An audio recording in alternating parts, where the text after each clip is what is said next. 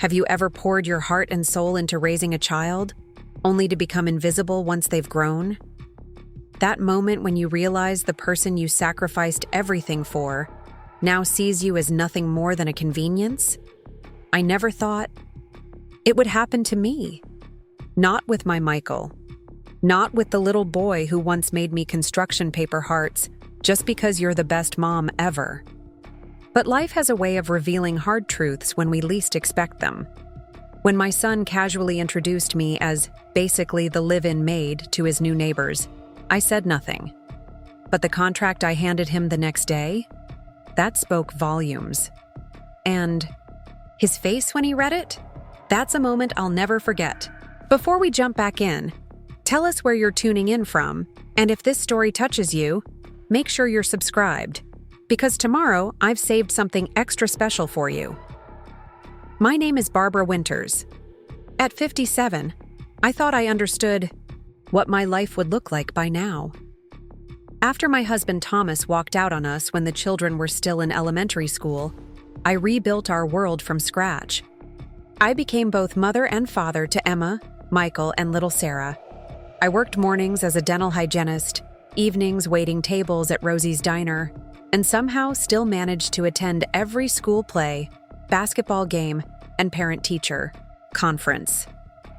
My hands were always busy, folding laundry while helping with math homework, stirring dinner while quizzing spelling words, balancing checkbooks while bandaging scraped knees. Our modest 3-bedroom home in Ridgewood wasn't fancy, but I made it warm. The kitchen table, scratched and worn from thousands of family meals, was the heart of our world. Around that table, we celebrated small victories and weathered disappointments. I stretched every dollar until it cried for mercy, making sure my children never felt the weight of our financial struggles. There were nights I ate nothing but toast, so they could have proper dinners. Mornings I walked 3 miles to work because the car needed gas for their activities. But I never complained, never asked for recognition. That's not what mothers do. When Michael graduated from State University with honors in marketing, I sat in the audience with tears streaming down my face. My boy had made it, all those late nights helping him study, all those pep talks when he wanted to give up. It had been worth it. The first in our family to graduate college. I watched him accept his diploma, tall and confident in his cap and gown, and my heart nearly burst with pride. The years that followed were a whirlwind. Emma became an elementary school teacher, married her college sweetheart, and moved to Arizona. Sarah, my youngest, followed her artistic dreams to a graphic design firm in the city. And Michael, my brilliant, ambitious Michael, climbed the corporate ladder at a marketing firm with breathtaking speed.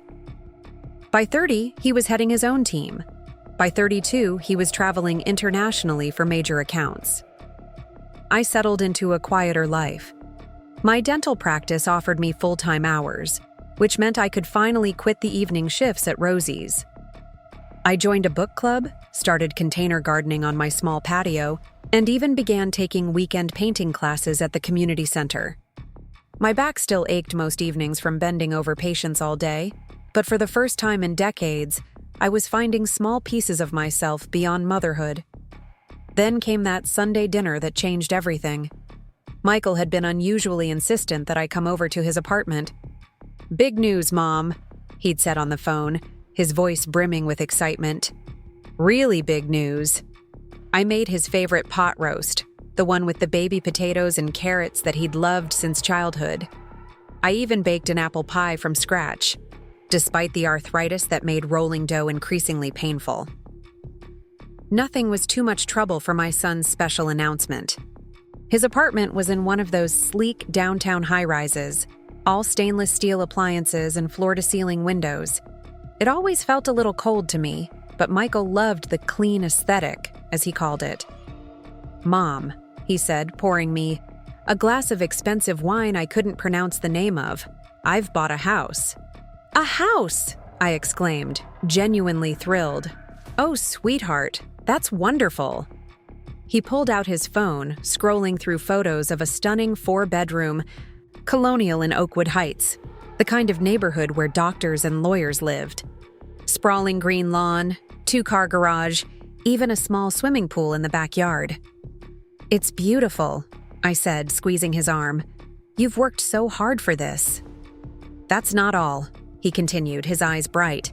"I want you to move in with me." I nearly choked on my wine. "What?" "Think about it, Mom. That old house of yours is falling apart. The roof leaks, the furnace is ancient. You're always talking about how the stairs are getting harder on your knees." "Well, yes, but..." "And you're all alone now. All that space. For just one person? It doesn't make sense." Before I could gather my thoughts, he continued. "The guest room at the new house is small but comfortable. Perfect for what you need. You could sell your place, maybe invest the money. It's the perfect solution." In that moment, looking at my son's expectant face, I felt a strange disconnect. He was offering me a room in his beautiful new home. Shouldn't I be grateful? But something in his phrasing, "perfect for what you need," sat uneasily in my chest. "What about my garden, my book club, my neighbors?" I asked. He waved a hand dismissively. "Mom, Oakwood Heights has way better amenities. There's a community garden in the park down the street. And your old neighbors? When's the last time you actually spent time with any of them?" The truth was, I loved my little neighborhood. Mrs. Chen next door brought me homemade dumplings every Chinese New Year. Mr. Patterson across the street always shoveled my walkway after heavy snows. The coffee shop on the corner kept my favorite blend in stock just for me. But Michael was already moving on, talking about how I could help keep an eye on the place when he traveled. "It'll be perfect," he insisted. "You won't have to worry about house maintenance anymore." That night, driving home to my old house, I tried to sort through my conflicted feelings. On one hand, living with Michael would mean seeing him more often. On the other, would it really be my home? Or would I be a guest in his? 2 weeks later, a pipe burst in my bathroom, flooding the basement and requiring repairs I could barely afford. Michael saw it as confirmation. "See, Mom? This is exactly why you should sell. That house is just one disaster after another." Too tired to argue, too worried about the mounting repair bills, I finally agreed. My home of 17 years, the one I'd maintained alone through countless financial struggles, the one where I'd raised 3 children as a single mother, went on the market. It sold faster than I expected, to a young couple expecting their first child. As I handed them the keys, the wife touched my arm. "We'll take good care of it," she promised. "We can feel how much love is in these walls." I cried all the way to Michael's new house in Oakwood Heights. He had already moved in a month earlier and was eager to show me around. The neighborhood was undeniably beautiful. Manicured lawns, luxury cars and driveways, children riding expensive bikes on smooth sidewalks. Michael's house stood proudly on a corner lot, its brick facade and white columns impressive against the blue sky. Inside, everything was modern and pristine. Open concept kitchen with marble countertops, living room with a gas fireplace. Master, suite with a bathroom larger than my entire bedroom back home. "And here's your room," he said, opening a door at the end of a hallway. The guest room was barely large enough for a twin bed and a small dresser. A single window overlooked the side yard. The walls were a stark white. "We can paint it if you want," Michael offered, noticing my expression. "Maybe a nice beige?" I forced a smile. Preparing and narrating this story took us a lot of time, so if you are enjoying it, subscribe to our channel. It means a lot to us. Now back to the story. "It's lovely," I lied. Most of my furniture went into storage or was sold at a garage sale. My breakfast nook table, where I'd helped with thousands of homework assignments. My reading chair, shaped perfectly to my body after years of use. My grandmother's china cabinet, which had held our family's few heirlooms. All gone or packed away. I tried to make the tiny room my own, hanging just one small photo, the four of us at the beach years ago when the children still needed sunscreen applied to their noses and sand brushed from between their toes. This is better, I told myself each night as I lay in the unfamiliar twin bed. I'm close to Michael. That's what matters. The first few weeks followed a predictable pattern. I woke early, made coffee, and sat on the back patio watching cardinals visit the bird feeder I'd installed. Michael rushed through breakfast, barely pausing to chat before heading to work. I spent my days at the dental practice, then returned to Michael's house, not quite able to call it home, in the evenings. I tried cooking dinner for us, recreating the family meals we'd once shared around my old kitchen table. But Michael often worked late or had business dinners. More than once, I wrapped a plate and left it in the refrigerator, only to find it untouched the next morning. "Sorry, Mom," he'd say, grabbing his coffee thermos on his way out. "Got caught up at the office. You don't need to wait up for me." I found myself wandering the large, empty house in the evenings, afraid to touch anything, feeling more like a visitor than a resident.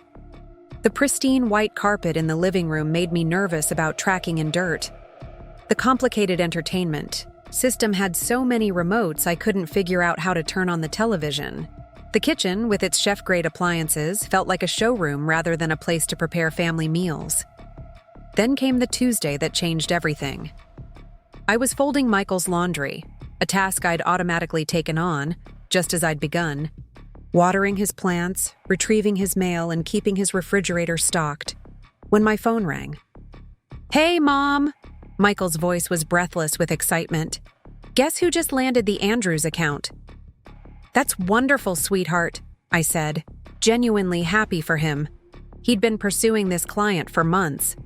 "This is huge, career-making huge," he continued. "But it means I'll be traveling to Chicago 3 weeks out of every month, starting next week." "Oh," I said, trying to mask my disappointment.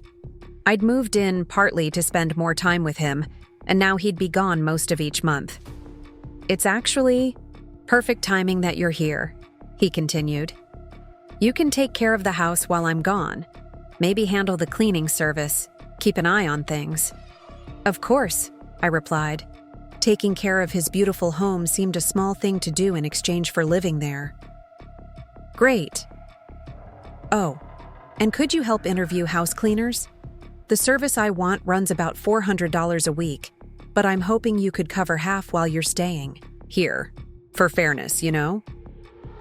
$400, half my monthly pension. The request hit me like a physical blow. "Half?" I repeated, unable to keep the surprise from my voice. "Well, yeah," Michael said, as if it were obvious. "You're living here rent-free, and the cleaners will be doing your spaces too." My spaces. A bedroom barely big enough to turn around in. A bathroom I shared with occasional guests. The small section of the hall closet he'd cleared for my coats. "I see," I said quietly. "Awesome. We can talk details when I get home. Gotta run. Meeting about the Chicago trip in 5. The line went dead. I stood in Michael's immaculate laundry room, holding a basket of his freshly folded clothes, and felt something shift inside me. A small voice that had been whispering doubts for weeks suddenly grew louder. They honestly thought I sold my home to become the caretaker of his, that I'd emptied my savings account for house repairs to fund his cleaning service, that I'd given up my independence to be at his beck and call. Not this time. This story needed a new ending, and I was going to write it. I spent the rest of the afternoon in careful reflection, sitting in the backyard while a plan formed in my mind. By the time Michael returned home that evening, I'd made dinner as usual, his favorite lasagna, but something fundamental had changed in me. "So about the cleaning service," he began, barely settled at the table. "I was thinking we could interview candidates on Saturday." "We could," I agreed mildly, "though I'm not sure what my half would be paying for exactly." He looked up from his plate, surprised. "What do you mean?" "Well," I said carefully, "I already do your laundry, I cook when you're home. I water your plants, collect your mail, stock your refrigerator. What would a cleaning service do that I'm not already doing for free? A flicker of discomfort crossed his face. Mom, it's not like that. You're not. I mean, you're my mother, not my housekeeper. Am I? I asked simply. Before he could answer, the doorbell rang. Michael jumped up, clearly relieved by the interruption. That must be the Harrises, he said. I invited them for coffee and dessert. I mentioned it this morning. Didn't you remember? He hadn't mentioned it, but that wasn't unusual these days. I was apparently expected to be prepared for impromptu entertaining, while also contributing to a cleaning service I didn't need. I stood and began clearing the dinner dishes as Michael went to welcome the neighbors. I'd seen the Harrises from a distance, a polished couple in their 40s who drove matching luxury SUVs, but hadn't met them yet. Richard, Amelia, welcome, Michael's voice carried from the foyer. Can I take your coats? I quickly wiped down the kitchen counter and put on a pot of coffee. Within minutes, Michael ushered the couple into the dining area where I was setting out the apple crisp I'd baked that afternoon. This is my mother, Barbara, he said with a smile to the well-dressed couple. Then, with a laugh that was meant to be light but landed like lead, he added, She's basically the live-in maid, but the perks are better because she works for room and board. The Harrises chuckled politely while looking slightly uncomfortable. Michael didn't notice my frozen smile or the way my hands tightened around the serving tray. He didn't see me at all. In that moment, something crystallized in my mind. The way Michael saw me, as a convenience, a background figure, a service provider rather than a person with dignity and worth, was never going to change unless I changed it. As I served coffee and dessert, Amelia Harris studied me with curious eyes. Barbara, Michael tells us you were a dental hygienist? That must have been interesting work. I still am, actually, I corrected gently. I work at Parkview Dental, 4 days a week. Michael looked surprised, as if he'd forgotten I had a professional identity beyond his home. Mom's always been a hard worker, he said quickly. Never stops moving. Unlike some people I know, Richard joked, nudging his wife. Amelia ignored him, focusing on me with new interest. 4 days a week plus keeping this beautiful home in order? That's impressive at any age. Thank you, I said, feeling strangely validated by this woman I'd just met. Though the house is all Michael's doing. I just moved in recently. After Mom's place became too much for her to handle, Michael interjected. The maintenance, the stairs, it was getting dangerous, really. I saw Amelia's eyes flick to my hands, steady as they'd always been through decades of dental work, and then to Michael. Something in her expression shifted slightly, as if she were reassessing the dynamic between us. I sold my home, I clarified. The one where I raised Michael and his sisters as a single mother while working 2 jobs. It was a personal choice. An uncomfortable silence fell over the table. Michael cleared his throat. Mom makes the best apple crisp, he said, changing the subject. Family recipe, right, Mom? The rest of the evening passed in polite conversation. The Harrises were pleasant enough, sharing stories about the neighborhood and recommending local shops. But I noticed how Michael spoke over me whenever I began a story from his childhood, how he referred to my bedroom as the guest room, despite my living there, how he introduced topics by saying, as I was telling Mom earlier, even when he'd done no such thing. By the time the Harrises left, my mind was made up. This arrangement, this diminishment of who I was, could not continue. The next morning, Michael was surprised to find me already dressed in my work clothes, travel mug of coffee in hand, when he came downstairs. You're up early, he observed, reaching for the coffee pot. I have a full schedule at the office today, I replied, and some errands to run afterward. Don't wait dinner for me. He looked momentarily taken aback. I'd always been available whenever he wanted company, but nodded. Oh, Okay, will you be back for the property tax guy? He's coming at 4 to look at some assessment issue. I met his eyes steadily. I won't. You'll need to handle that yourself. Before he could respond, I was out the door. That day at the dental office, between patients, I made 3 important phone calls. The first was to my youngest daughter, Sarah, whose small apartment in the city had a pull-out couch she'd previously offered me. The second was to my old neighbor, Mrs. Chen, who had connections at a senior apartment complex near my former home. The third was to a lawyer who specialized in elder rights. By the time I returned to Michael's house that evening, I had a clear path forward and a document saved on my phone that I planned to print at the office tomorrow.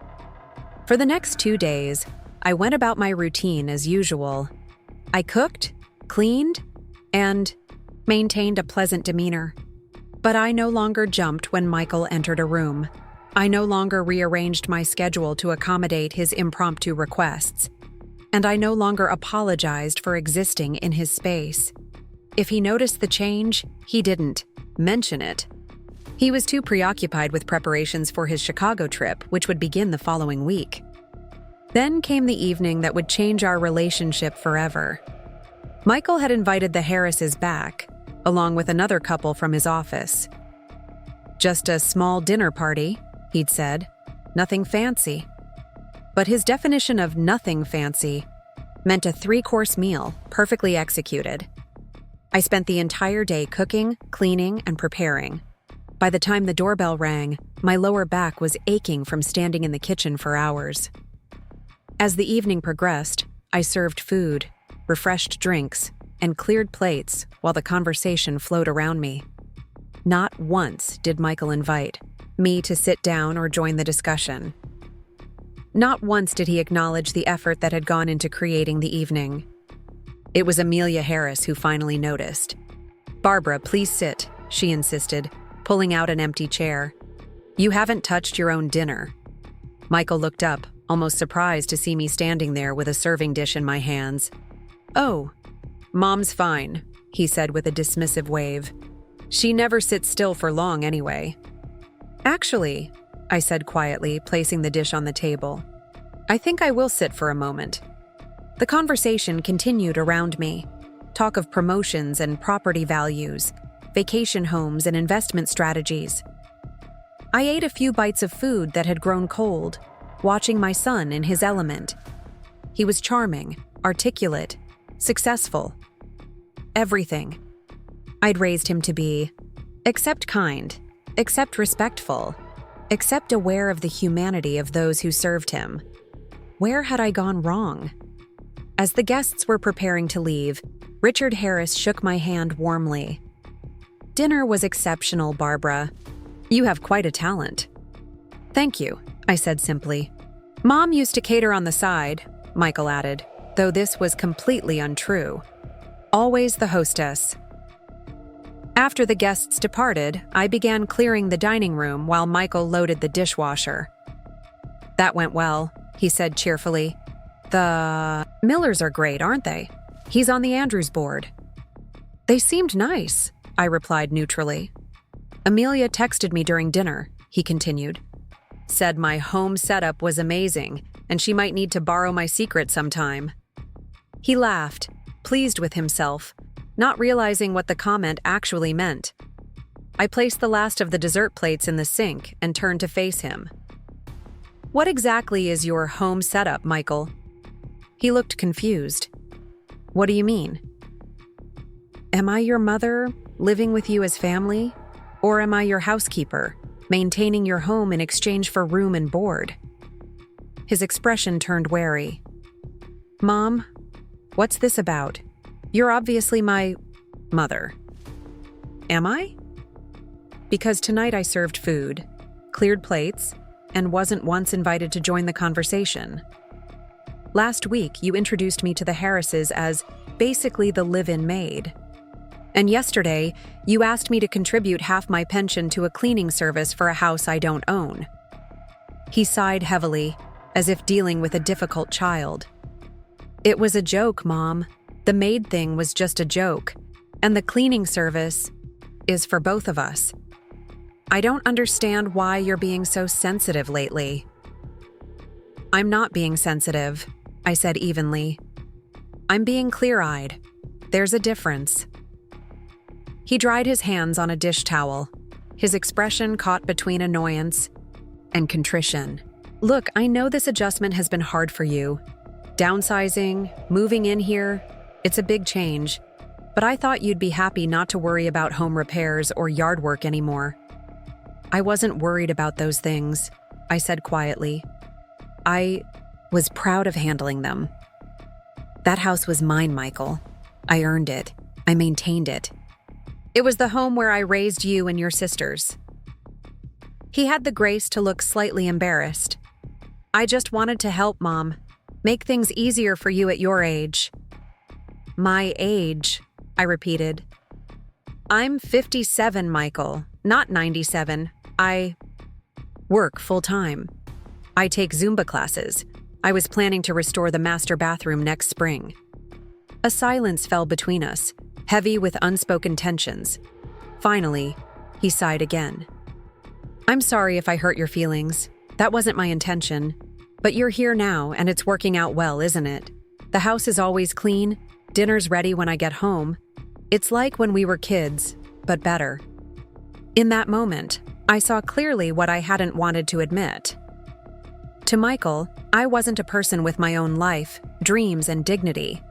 I was a function, a service, a convenience that made his life more comfortable. I think I'll turn in, I said, suddenly tired beyond words. It's been a long day. He nodded, already reaching for his phone to check messages, my concerns already forgotten. Night, Mom. Oh, before I forget, could you drop my dry cleaning off tomorrow? The blue suit needs to be ready for my trip. I paused at the doorway. Good night, Michael. That night, something inside me froze. The warmth in my chest, the part that had always made excuses for my children, began to harden, turning cold, then colder still. I lay awake in that narrow twin bed, staring at the ceiling of the room my son had given me.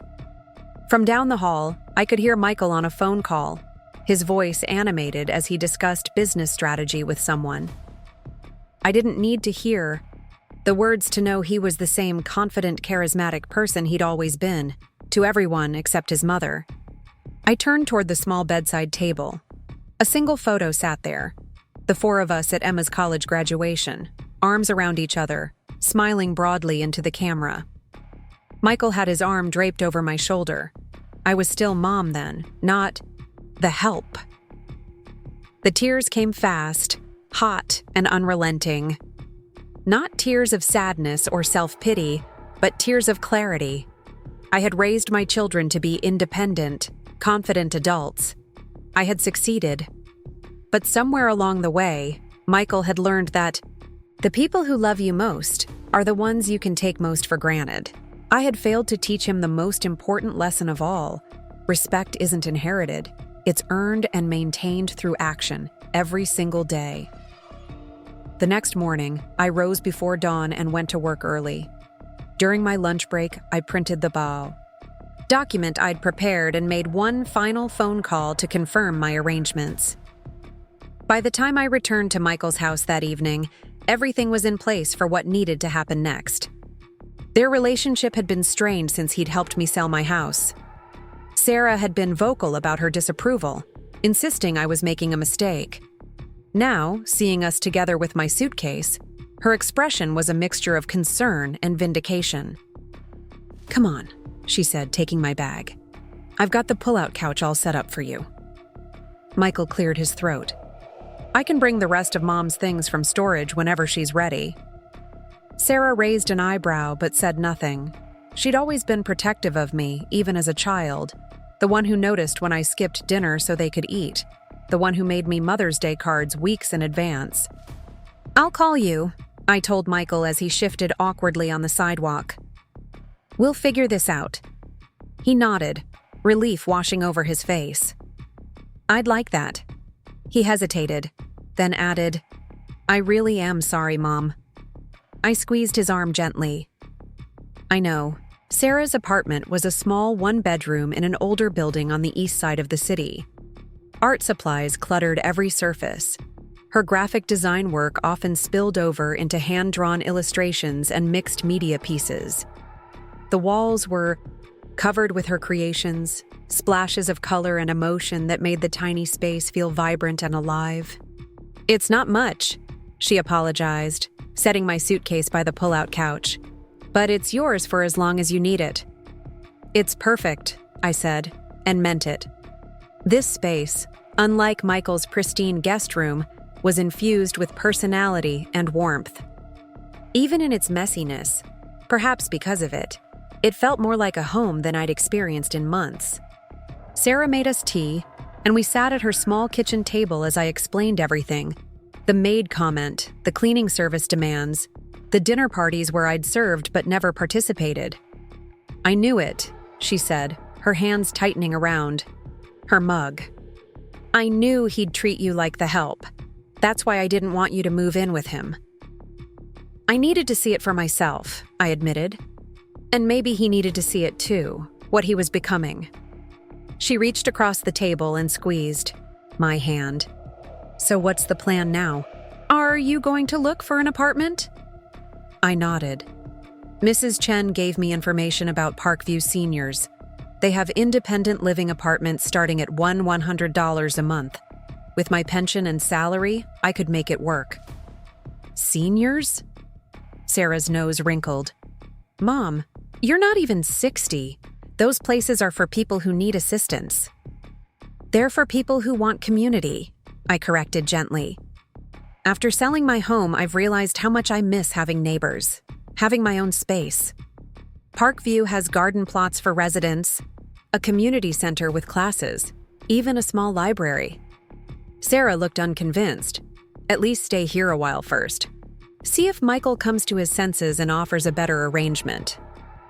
I smiled at my youngest daughter, so fierce in her protection. "I'm not going anywhere immediately. But this isn't about Michael anymore. It's about me figuring out what I want for the next chapter of my life."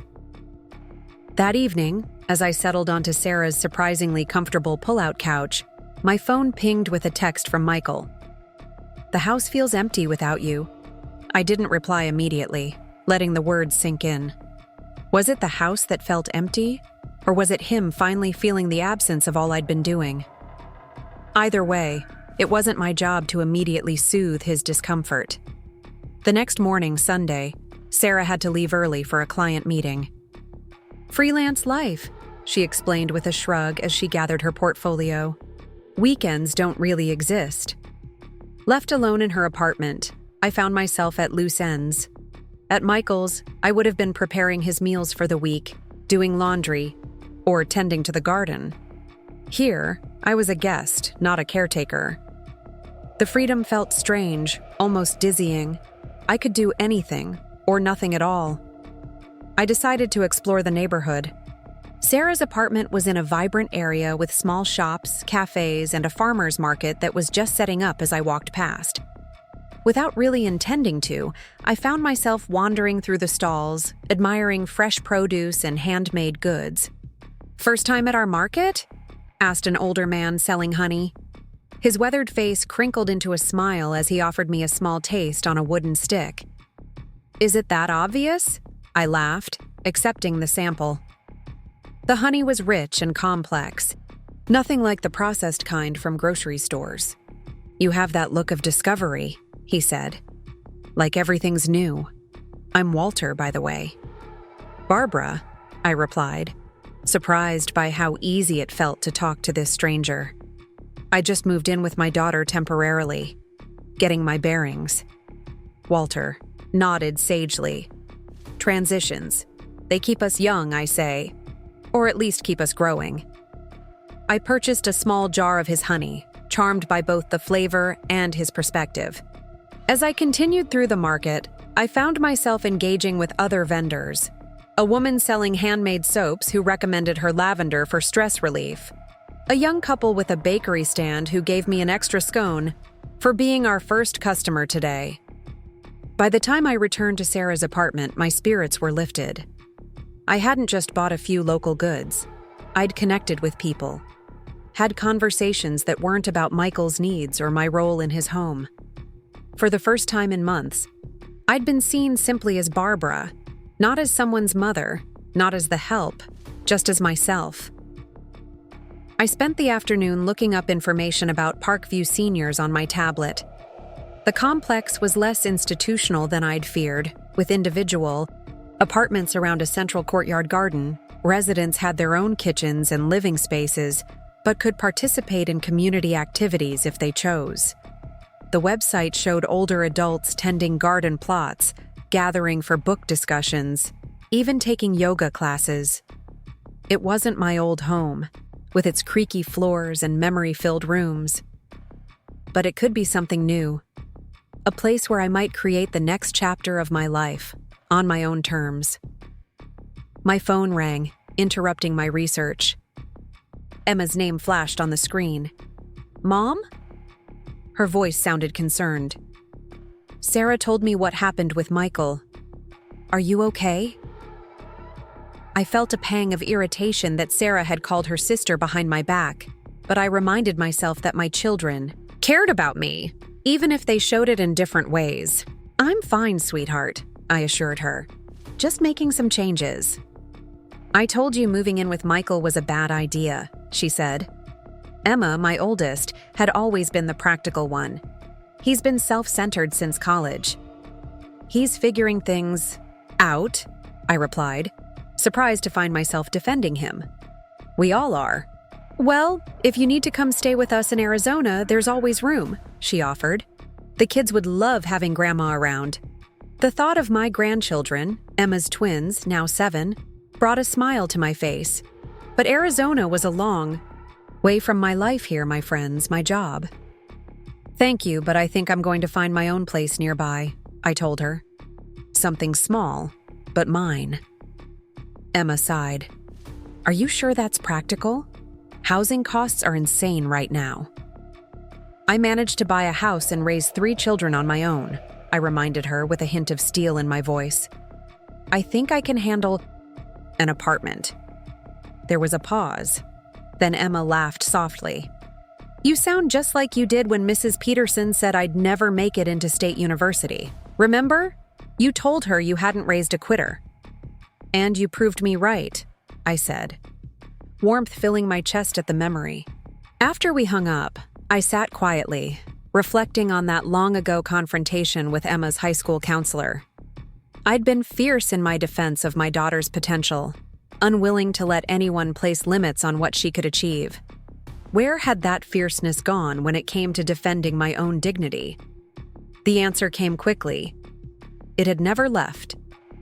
It had simply been buried beneath years of putting others first, of making myself smaller to fit into spaces others had defined. For me. The contract I'd handed Michael wasn't just about fair compensation. It was about reclaiming that fierce self-advocate I'd always been when fighting for my children. Now I needed to fight for myself with the same conviction. Monday morning, I returned to my job at Parkview Dental with a renewed sense of purpose. My colleagues noticed the difference immediately. "You're practically glowing today," observed Denise, the receptionist. "New haircut?" I smiled, settling into my station to prepare for the day's patients. New perspective. The day passed in a pleasant rhythm of familiar work. I'd been a dental hygienist for nearly 3 decades, and I took pride in both my technical skills and my ability to put nervous patients at ease. By lunchtime, I'd cleaned 6 sets of teeth and educated 2 teenagers on better flossing techniques. During my break, I called Parkview seniors and scheduled a tour for Wednesday afternoon. Then I texted Sarah to let her know I'd be home late. I had an errand after work. That errand took me to First Horizon Bank, where I'd opened my first account as a young single mother. The same bank where I'd taken my children to deposit birthday money and later, their first paychecks.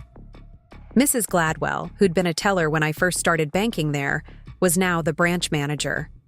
"Barbara!" she exclaimed when I walked in. "It's been ages. How are you?"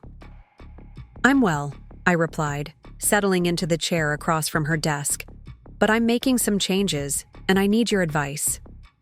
I explained my situation, selling my home, the brief stay with Michael, my decision to find my own place. Mrs. Gladwell listened attentively, occasionally making notes. "So I need to understand exactly where I stand financially," I concluded. "What I can reasonably afford for housing while still building my retirement fund." Mrs. Gladwell nodded, turning to her computer. "Let's look at your accounts and run some numbers." The next hour was illuminating. The proceeds from my house sale, while not a fortune in today's market, provided a solid foundation. Combined with my pension and salary, I was in a stronger position than I'd realized. "You could afford a small condo if you wanted to buy again," Mrs. Gladwell advised, "or rent very comfortably at around $1,500 a month. Either way, you'd still have emergency funds and your retirement continuing to grow." I felt a weight lift from my shoulders. I had options, real, viable options that didn't involve depending on my children or compromising my dignity. "Thank you," I said as we wrapped up our meeting. "This has been incredibly helpful." Mrs. Gladwell smiled, closing my file. "You know, Barbara, I remember when you used to bring those 3 kids in here, teaching them about saving. You were always so focused on setting them up for success. It's nice to see you focusing on yourself for a change." Her words stayed with me as I rode the bus back to Sarah's apartment. I had spent decades putting my children first. Their education, their dreams, their needs. There was no regret in that. It had been my choice, my privilege to raise them. But Mrs. Gladwell was right. It was time to focus on myself, on my dreams, on creating a life that reflected my own worth. When I arrived at Sarah's apartment, I was surprised to find her sitting at the kitchen table with Michael. They both looked up as I entered, their conversation abruptly halting. "Everything okay?" I asked, setting down my purse. Sarah shot Michael a pointed look. "My brother has something he wants to discuss with you." Michael cleared his throat, looking uncomfortable. "I've been doing a lot of thinking since yesterday," he began. "About what you said, about how I've been treating you." I sat down at the table, giving him my full attention. "I was wrong," he continued. "Not just about the maid comment or the cleaning service, but about everything. About assuming you needed to be taken care of. About thinking of you as an extension of my household rather than as your own person." His words seemed sincere, his usual confidence replaced by genuine contrition. "I talked to Emma this morning too," he added. "She didn't hold back, said I'd been treating you like a convenience since college." I glanced at Sarah, who was watching her brother with guarded skepticism. "And what do you think?" I asked him. Michael ran a hand through his hair, a gesture that suddenly reminded me of him as a teenager, trying to explain why he'd missed curfew. "I think she's right," he admitted. "I think somewhere along the way, I stopped seeing you as a person with your own life and dreams. I saw you as mom, just mom, like that was your entire identity." The honesty of his self-assessment surprised me. Michael had always been quick to defend himself, to rationalize his actions. This level of introspection was new. "I'd like to make it right," he continued, "if you'll let me." "How?" Sarah interjected, arms crossed defensively. "By letting mom live in your glorified closet and not charging her for cleaning?" Michael winced but didn't get defensive. "No, by helping her find her own place, if that's what she wants. Or by making real changes to how things work at my house, if she'd consider coming back." "What kind of changes?" I asked, curious.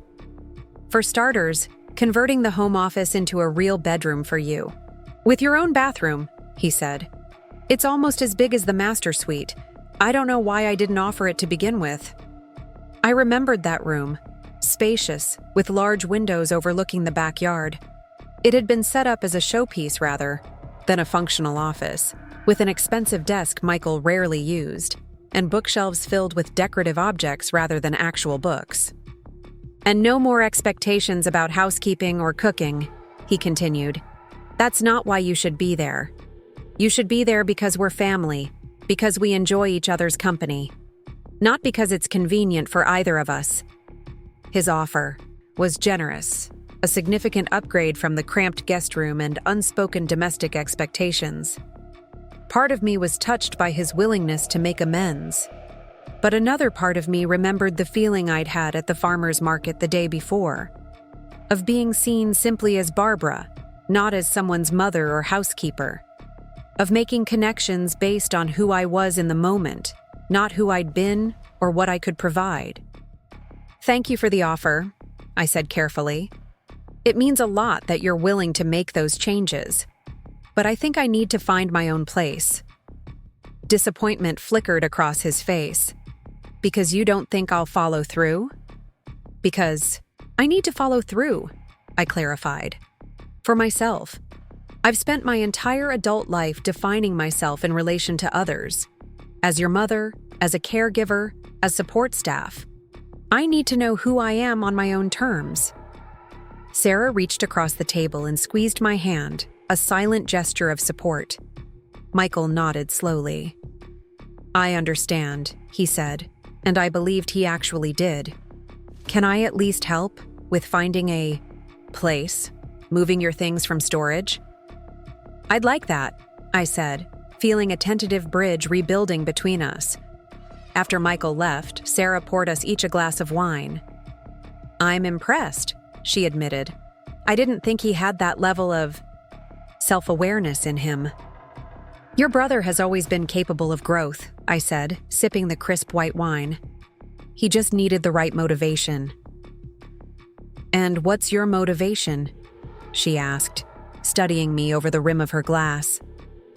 For finding your own place instead of taking him up on the better room? I considered her question carefully. Freedom, I said finally. The freedom to discover what Barbara wants from this next chapter, without obligations or expectations. Wednesday afternoon, I took a half day from work to tour Parkview Seniors. The complex was even nicer in person than in the photos, a series of low buildings arranged around garden courtyards, with walking paths and benches scattered throughout. The available one-bedroom apartment was small but efficiently designed, with a kitchen that opened to a living area and a bedroom that could fit a queen-sized bed. Most of our residents are in their 60s and 70s, explained Ms. Torres, the property manager. But we do have a few younger members who appreciate the community aspects while maintaining their independence. As we walked the grounds, I noticed residents tending garden plots, chatting on benches, even playing chess at stone tables near a small fountain. It reminded me of a village more than a retirement facility. People living their individual lives while part of something larger. We have a community room where residents organize book clubs, crafting circles, even movie nights, Ms. Torres continued. Participation is entirely optional, of course. The monthly rent was at the upper end of my budget, but included utilities and maintenance. I could make it work, especially if I picked up an extra day at the dental practice. Can I put down a deposit today? I asked. Ms. Torres looked surprised. Don't you want to think it over? Perhaps bring your family to see it? I smiled, appreciating her caution but certain of my decision. I've been thinking it over for quite some time. This is exactly what I'm looking for. An hour later, I left Parkview Seniors with a signed lease agreement and a move-in date for the following month. The apartment wouldn't be ready immediately. It needed new carpet and a fresh coat of paint. But that gave me time to sort through my things in storage and decide what to keep for my new, smaller space. As I waited at the bus stop, I sent a group text to my 3 children. Just signed a lease at Parkview Seniors, 1 bedroom with a garden plot. Move in next month? Celebratory dinner at Sarah's this weekend? Emma responded immediately. Congratulations. Mom, we'll book flights for me and the kids ASAP. Sarah sent a string of celebratory emojis followed by, so proud of you. We'll clean apartment by weekend, maybe. Michael's response took longer to arrive. Congratulations. Let me know when you want to go through storage. I'll rent a truck. Dinner's on me this weekend. I smiled, tucking my phone away as the bus arrived. My children's responses, each in their own characteristic style, reflected who they were. Emma practical and decisive, Sarah enthusiastic and slightly chaotic, Michael thoughtful but action-oriented. And me? I was discovering that I was more than just their mother. I was Barbara Winters, dental hygienist, community gardener, farmer's market enthusiast, and now the newest resident of Parkview Seniors. That evening, as I helped Sarah prepare a simple pasta dinner, she asked about my day. So, Parkview Seniors, huh? What's it like? I described the complex, the apartment, the sense of community I'd observed. It feels like a place where I could build a new life, I concluded. Not just exist in the margins of someone else's. Sarah nodded, tasting the sauce she was stirring. I get that. But aren't you worried about being surrounded by, old people? I laughed. Honey, I am old people. At least by your standards. You know what I mean, she insisted. You're vibrant, active. Won't you feel, I don't know, like you're giving up? Giving up what? I countered. The chance? To be someone's unpaid housekeeper? The privilege of living in a space where I never quite belong? She winced. Okay, fair point.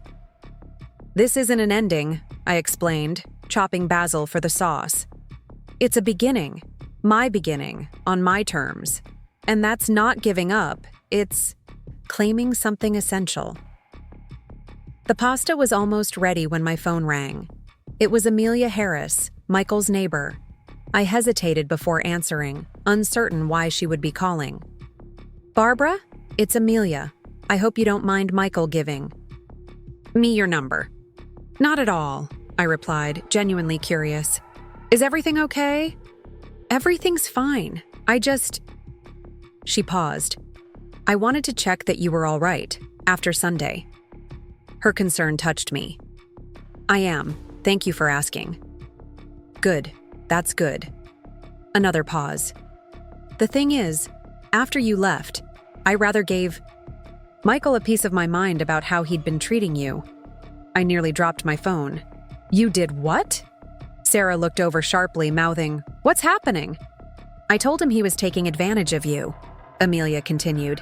That introducing his mother as the help was appalling. That asking you to pay for services in his home was beyond the pale. I was speechless. This woman I barely knew had stood up for my dignity when I wasn't even present. Richard and I both did, actually, she added. My husband can be quite forceful when he feels someone's being mistreated. I don't know what to say, I managed finally. Thank you. No need for thanks, she replied briskly. Just good manners.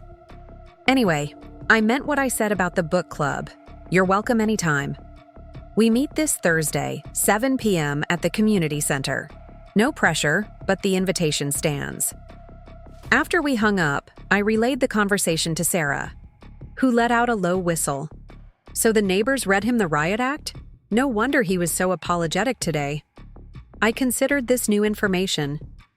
Had Michael's change of heart been prompted by external pressure rather than genuine realization? Did it matter? Upon reflection, I decided it didn't. People rarely change in isolation. Sometimes it takes outside voices to help us see ourselves clearly. What mattered was that Michael was trying to make amends, regardless of what had sparked his epiphany. That night, I lay awake on Sarah's pull-out couch, thinking about the unexpected turns my life had taken. 3 months ago, I'd been in my own home, following the comfortable routines I'd established over years. 2 months ago, I'd moved into Michael's guest room, gradually watching my independence erode. Now I was sleeping on my daughter's couch, with a new apartment waiting for me and a life I couldn't yet fully envision, but was eager to discover. The path hadn't been straight or easy. There had been pain in realizing how my son saw me, in acknowledging that I'd allowed myself to be diminished. But that pain had ultimately been clarifying, like the sting of antiseptic on a wound that needs cleaning before it can heal. I thought about the contract I'd handed Michael, not as an actual employment agreement, but as a mirror reflecting how he'd been treating me. It had worked better than I could have hoped, forcing him to see the disparity between his words, "You're my mother," and his actions, treating me like the help. Sometimes the most powerful thing we can do is simply name what is happening. Not with anger or accusation, but with clarity and truth. I hadn't yelled or made ultimatums. I had simply said, "This is what you're doing. This is what it's worth. This is what I'm worth." And in doing so, I had reclaimed not just my dignity, but my voice. The next morning, I woke with a sense of anticipation I hadn't felt in years. My phone showed a text from Michael sent late last night. "Cleared out the storage unit this weekend? I've rented a truck for Saturday." I smiled at his eagerness to help, this tangible sign of his desire to make amends. I replied with a simple, "That works, thank you," and began getting ready for work. As I pulled on my scrubs, I found myself humming, a habit I'd all but lost during my months in Michael's guest room. The dental office was busy that day, a steady stream of patients keeping my mind occupied with the familiar rhythm of cleanings, fluoride treatments, and gentle reminders about flossing techniques. During my lunch break, I found myself browsing online for area rugs and curtains for my new apartment. "Someone's in a good mood," observed Dr. Manning as he passed me in the break room. "New patient reviews have been mentioning how much they enjoy their appointments with you." I looked up, surprised. "They have?" He nodded, pouring himself coffee. "3 in the last week mentioned you by name, said you made them feel comfortable and cared for." His words warmed me. In all my years as a hygienist, I'd taken pride in putting nervous patients at ease, but it was rare to receive such direct recognition. Perhaps this was another aspect of reclaiming my identity, allowing myself to acknowledge my professional competence, to take pleasure in being good at what I did. That evening, I decided to take Amelia Harris up on her invitation to the book club. Sarah lent me a paperback copy of The Dutch House by Anne Patchett, apparently this month's selection, and I spent an hour reading it before heading to the community center. The novel's themes of siblings, family homes, and the long shadows of childhood decisions resonated with my current situation in ways that felt almost uncanny. The Oakwood Heights Community Center was a modern building with large windows and comfortable meeting rooms. I followed the sound of women's voices to a cozy space with a circle of armchairs and a table laden with wine, cheese, and fruit. About 8 women were already gathered, Amelia among them. "Barbara!" she exclaimed, rising to greet me. "I'm so glad you came." She introduced me around the circle, a retired English professor, a pediatrician, a bookstore owner, 2 teachers, a librarian, and a florist. All were roughly my age or slightly older, all warmly welcoming. "We're discussing The Dutch House tonight," explained Eleanor, the retired professor. "How far have you gotten?" "Only about 100 pages, I admitted. But I'm finding it fascinating." "Perfect," she smiled. "That's enough to join the conversation without spoilers ruining the rest for you." What followed was one of the most intellectually stimulating evenings I'd had in years. These women were insightful, thoughtful readers who connected the novel to their own experiences and broader themes of family obligation, forgiveness, and the meaning of home. I found myself contributing more than I expected, drawing parallels between the character Maeve's protective relationship with her brother and my own complex feelings about Michael. "There's something powerful about houses as characters in literature," observed Diane, the librarian. "They hold our history, witness our transformations. Leaving a beloved home can feel like leaving part of yourself behind." The others nodded, and I felt a lump form in my throat. "I sold my home recently," I shared, surprising myself with the disclosure. "The one where I raised my children." It wasn't just walls and a roof. It was a record of our lives together. "Oh, that's so hard," murmured Teresa the florist. "I still drive by my childhood home sometimes, just to see if the magnolia tree is still there." "What prompted the sale?" asked Catherine, one of the teachers. I hesitated, unsure how much to reveal in this circle of new acquaintances.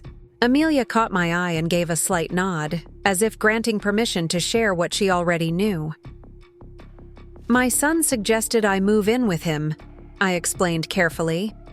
"It seemed sensible at the time. I wouldn't have to worry about home repairs. He'd have help with his house while he traveled for work. But the reality was different from what I expected."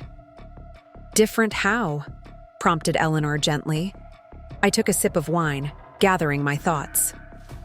I found myself becoming invisible, a convenience rather than a person. Eventually, he introduced me to his neighbors as basically the live-in maid. Gasps and murmurs circled the room. Amelia's face flushed slightly. She had been one of those neighbors after all, but her expression remained supportive. "What did you do?" asked Rebecca, the pediatrician, leaning forward intently. A small smile tugged at my lips. "I wrote up a contract outlining my services and compensation rate as a professional housekeeper. $35 an hour." There was a moment of stunned silence. Then the room erupted in laughter and approving exclamations. "Brilliant!" declared Eleanor, raising her glass. "To boundaries and self-respect." The others lifted their glasses, toasting me with genuine admiration. For perhaps the first time since selling my home, I felt truly seen, not as someone's mother or someone's help, but as a woman who had stood her ground with creativity and dignity. As the evening wound down, several women exchanged phone numbers with me and extracted promises to return next month. Amelia walked me to my car, her heels clicking on the pavement. "I hope I didn't overstep," she said, "encouraging you to share your story." "Not at all," I assured her. "It was actually liberating to be among women who understood immediately, without me having to justify or explain." She nodded. "Women of our generation know what it's like to be erased, to be taken for granted. Even those of us with more conventional paths." She gestured vaguely toward her elegant outfit, her manicured nails, the luxury SUV waiting in the parking lot. I studied her with new interest. "Is that why you spoke up for me to Michael? Because you understood?" A shadow crossed her face. "My first husband treated me like decorative furniture, pretty but fundamentally useless. After our divorce, I had to rebuild my entire identity. When I heard Michael refer to you that way," she shrugged. "Some things you don't let pass, not when you've lived through them yourself." We parted with a warm hug, this woman who had been a catalyst in my journey to reclaim my dignity now becoming something unexpected, a potential friend. Driving back to Sarah's apartment, I reflected on how quickly life could change course. A month ago, I'd been folding Michael's laundry and preparing meals that often went uneaten. Now I was signing leases, attending book clubs, making new connections. The distance traveled wasn't measured in miles, but in self-worth recovered, in boundaries established, in new possibilities embraced. When I arrived, Sarah was working at her drafting table, sketching designs for a new client project. She looked up, glasses perched on the end of her nose. "How was book club with the fancy ladies?" "Surprisingly wonderful," I admitted, setting down my purse. "They're smart, interesting women. We talked about literature and life, and they toasted me when I told them about the contract I gave Michael." Sarah's eyebrows shot up. "You told them about that? Bold move, Mom." "It felt right," I said, kicking off my shoes. "And they got it immediately. No explanation needed." She smiled, turning back to her sketch. "I'm glad. You deserve friends who see your worth." The next few days passed in a pleasant rhythm. I worked my shifts at the dental office, helped Sarah with dinner preparations, and spent evenings reading. the Dutch house or researching furniture for my new apartment. I'd decided to buy mostly new items, partly because many of my old pieces wouldn't fit the smaller space, but also because this felt like a fresh start deserving of its own aesthetic. On Friday evening, just as Sarah and I were debating whether to order Thai food or make omelets, my phone rang. It was Emma. "Mom, just landed at the airport. Can you believe the twins slept the whole flight? Absolute miracle." I had completely forgotten she was flying in for the weekend. "Oh, that's wonderful, sweetheart. Do you need us to pick you up?" "Already in a taxi," she replied. "Be there in about 30 minutes. Is there food? The kids are starving." I covered the phone. "Emma and the twins are on their way. They need dinner." Sarah groaned.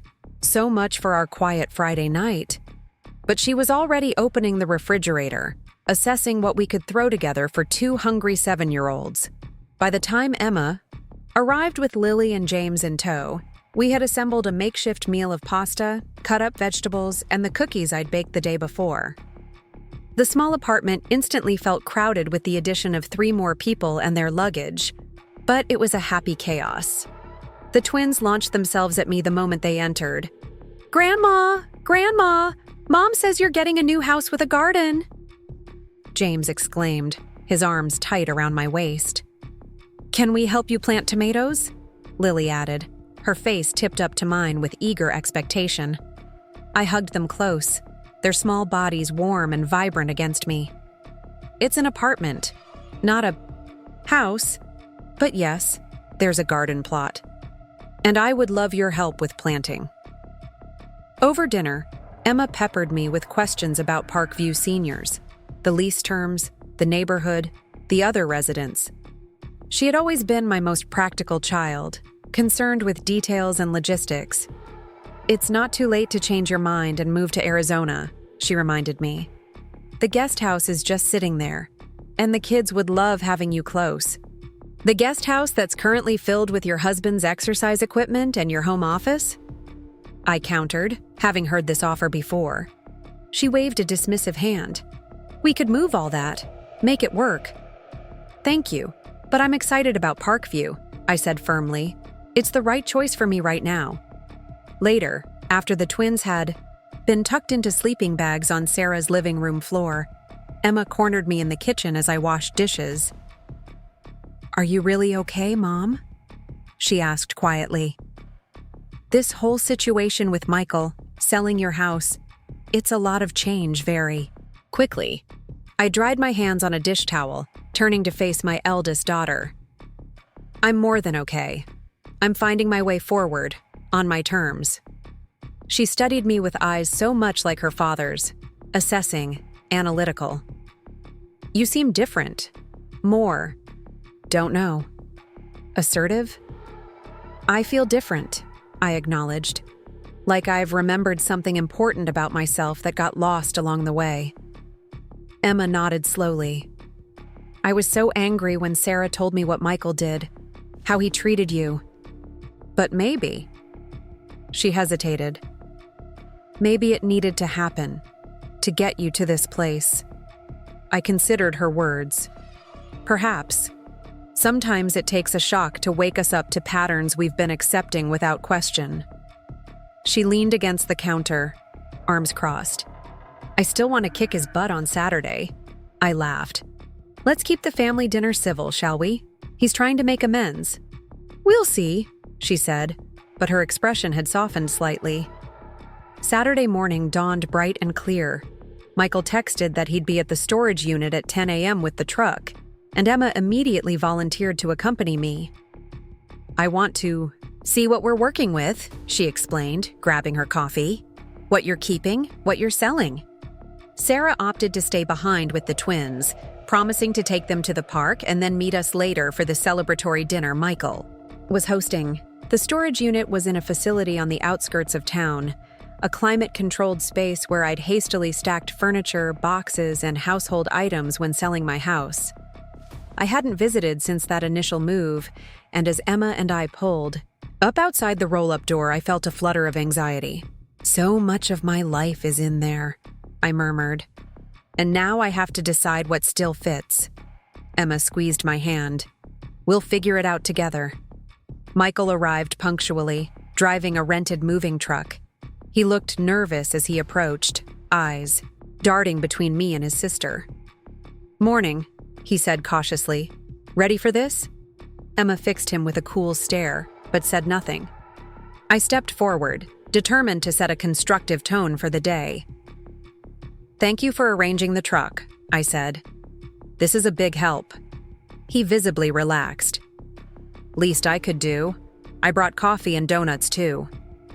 He gestured to a box and carrier on the passenger seat of the truck. "Bribing your way back into our good graces?" Emma asked, but her tone had less edge than I'd feared. Michael met her gaze directly. "If that's what it takes." "I screwed up, Em. I know that." Something passed between my children. A communication. In the shorthand siblings develop over a lifetime of shared experiences. Emma's posture eased slightly. "You brought the jelly-filled kind?" she asked. He nodded. "And chocolate for Mom." "Well, that's a start," she conceded, reaching for the donut box. With the initial tension diffused, we opened the storage unit and began the process of sorting through my possessions. It was overwhelming at first. Furniture stacked against furniture, boxes labeled hastily during the rushed packing process, items I'd forgotten I owned. "Maybe we should create zones," suggested Michael, surveying the chaos. "Things for the new apartment, things to sell, things to donate, things to keep in storage." It was a sensible approach, and we spent the next several hours methodically working through the unit. My dining room table and chairs wouldn't fit in the new apartment, but Emma claimed them for her home in Arizona. The antique secretary desk that had been my grandmother's would come with me. I could use it as both storage and a writing surface in my new living room. "What about your bedroom set?" asked Michael, eyeing the queen-sized bed frame and matching dresser.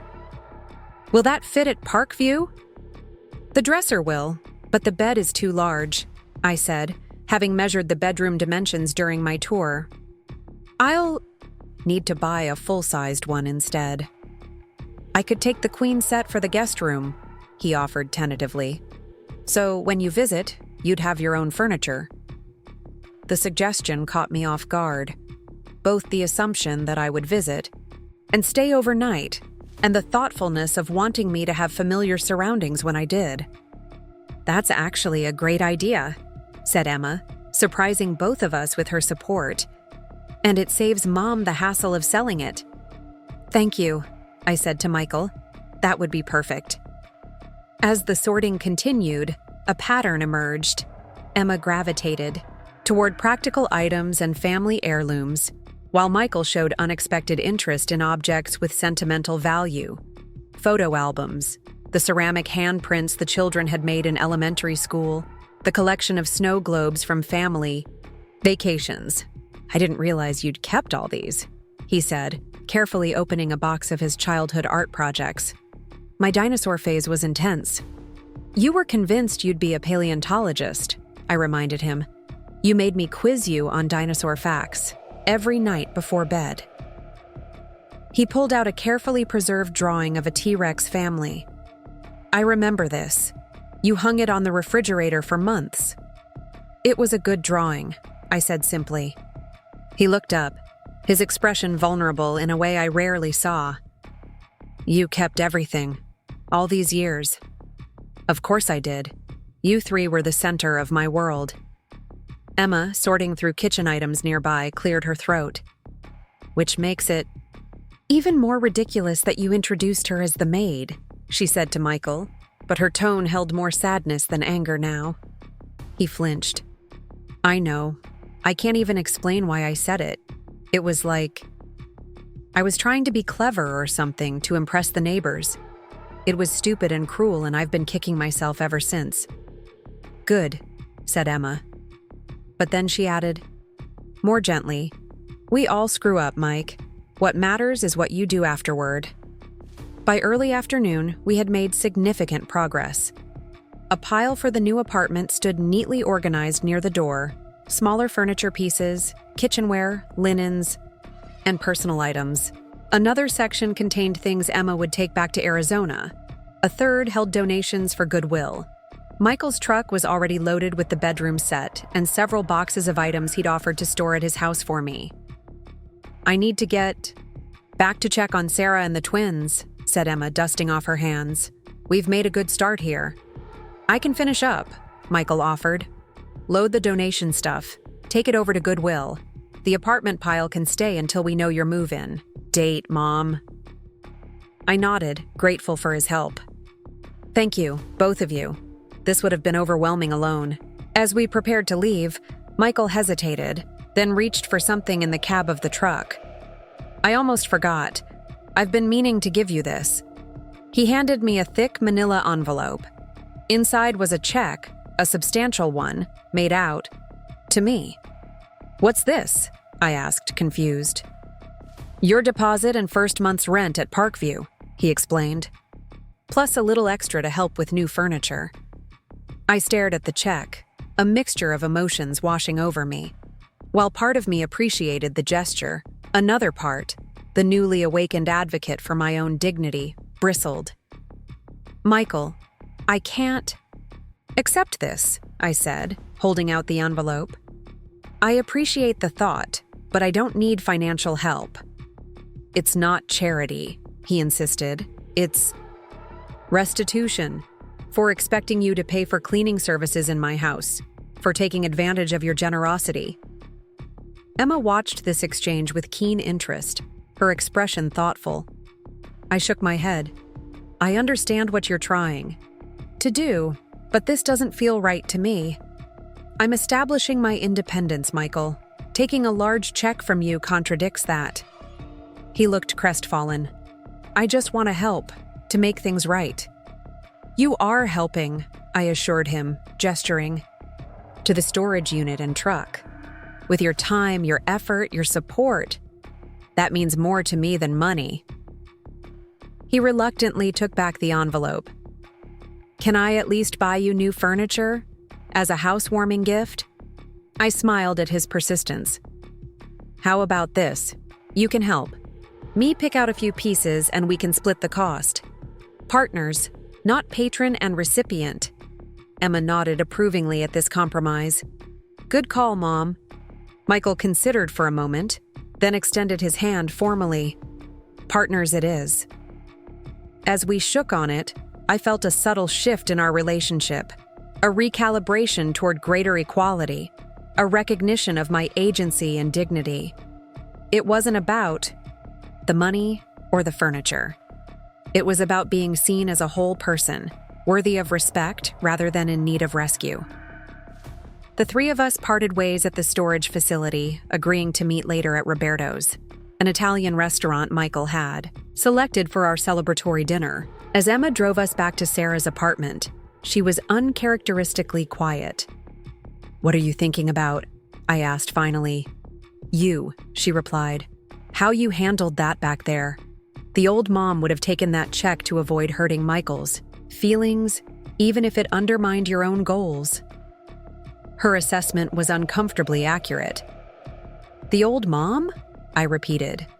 "The one who always put everyone else first. Who smoothed things over instead of standing her ground." She glanced at me, a smile playing at the corners of her mouth. "I like this new version. She's kind of badass." I laughed, surprised by both her observation and her approval. "Badass at 57. Who would have thought?" 57 isn't old, Mom," she said, echoing my own words to Michael. "It's just getting started." Back at Sarah's apartment, the twins regaled us with stories of their morning adventure at the park. Sarah had introduced them to her neighbor's puppy, helped them collect interesting rocks and leaves, and bought them ice cream despite it being before lunch. "Aunt Sarah lets us have dessert first," announced Lily with the air of someone who has discovered a loophole in the universe. "Only on special occasions," Sarah clarified quickly. "Like when my favorite niece and nephew visit." "We're your only niece and nephew," James pointed out seriously. "Exactly," she grinned, ruffling his hair. As the children settled in with a movie, the three of us adults gathered in the kitchen to discuss the evening's plans. Michael made reservations for 6 o'clock, I informed them. He specifically requested a round table in the private dining area. Emma raised an eyebrow. Going all out, isn't he? He's trying, I said. That counts for something. Sarah began rummaging through her closet. What's the dress code for this place? Do I need to look presentable? It's fairly upscale, I replied. But you always look presentable, dear. She emerged with a skeptical expression. Mom, I have paint on 90% of my clothes, and the other 10% are wrinkled beyond recognition. Emma immediately took charge, as was her habit. I brought an extra dress you can borrow, and I'll help the twins get ready. Mom, what are you wearing? I hadn't given it much thought. The few nice outfits I'd brought to Michael's house were now in storage, and my daily wardrobe consisted mainly of practical separates and work scrubs. I'm not sure, I admitted. Maybe my navy pantsuit? My daughters exchanged a look I couldn't quite interpret. What? I asked. Nothing, said Emma quickly. The pantsuit is nice. But, I prompted, sensing their hesitation. Sarah shrugged. It's just very dental hygienist, you know? I am a dental hygienist, I reminded her. You're also celebrating a major life transition, said Emma. Maybe something with a little more flair?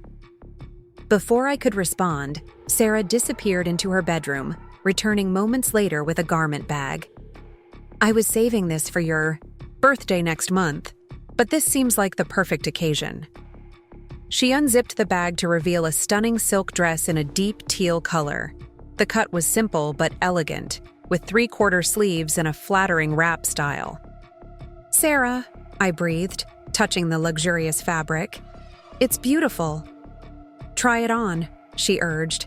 If it doesn't fit, we can still go with the trusty pantsuit. The dress fit perfectly, skimming over my curves in a way that was flattering without being too revealing. The color brought out the green in my hazel eyes and complemented my silver-streaked brown hair. Wow, said Emma when I emerged from the bathroom. Mom, you look incredible. Really? I turned to examine my reflection in Sarah's full-length mirror, hardly recognizing the confident woman who gazed back at me. The dental hygienist in practical clothes was still there, but she was now clothed in elegance and self-assurance. Michael's going to fall out of his chair, predicted Sarah with satisfaction. As I studied my reflection, I realized this moment encapsulated the journey I'd been on these past weeks. I was still Barbara Winters, mother of 3, dental hygienist, practical problem solver. But I was also more. A woman coming into her own power, embracing change, discovering new facets of herself. The teal dress wasn't just a garment, it was a declaration. A statement that I was not defined solely by my roles or others' perceptions. That I could be practical and elegant, nurturing and independent, familiar and surprising, all at once. I love it, I said finally, smoothing the silk over my hips. Thank you, Sarah. She beamed, clearly pleased by my reaction. Consider it an early housewarming gift for your new life.